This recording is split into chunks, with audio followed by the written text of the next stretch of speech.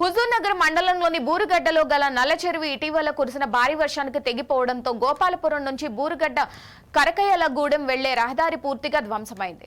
గత 3 రోజులుగా రాకపోకలు నిలిచిపోయాయి. దీంతో రోడ్లపై వెళ్లేందుకు వీలు లేకపోవడంతో చెరువుల నుంచి విద్యార్థులు, గ్రామస్తులు రాకపోకలు సాగిస్తున్నారు. సంబంధిత అధికారులు స్పందించి తెగిన రోడ్డును పునరుద్ధరించాలని గ్రామస్తులు డిమాండ్ చేశారు.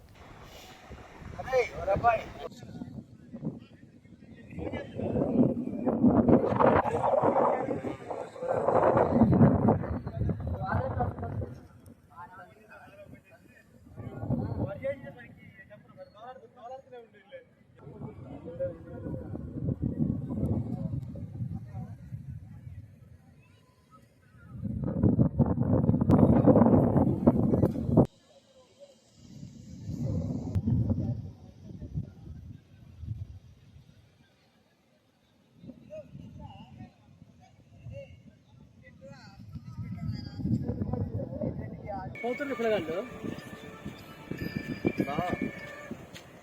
హలో ఏమంది ఇప్పుడు